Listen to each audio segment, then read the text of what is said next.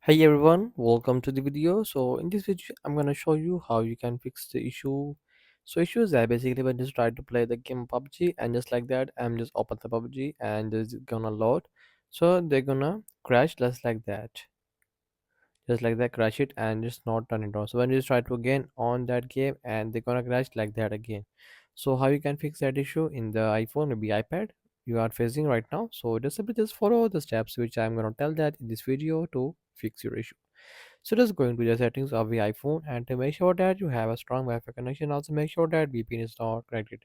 So you're facing issue because you just connect with any VPN. So that's why you're just facing that issue. So make sure not connect with any VPN.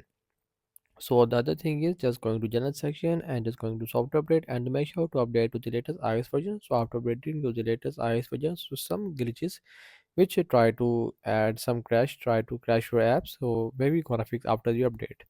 So after updating to the iOS version, so just going to this iPhone storage and make sure that you have enough storage in your iPhone. So maybe your game gonna crash because you don't have enough storage and they're gonna load some game need some storage in your iPhone. So that's why you don't have enough storage in your iPhone. So you're gonna crash it. So make sure that you have enough storage of 20 to 10 GB space in your iPhone, maybe iPad. So if you issue not gonna solve and you have enough storage and not have enough storage, you just remove the unwanted apps from your iPhone. So after removing the unwanted apps, just go back and just scroll it down and see the option about transfer reset iPhone and just tap on a reset and reset the network settings from there.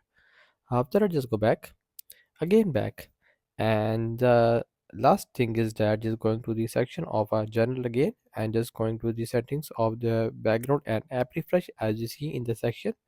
Just click on that and just turn it off the section from there.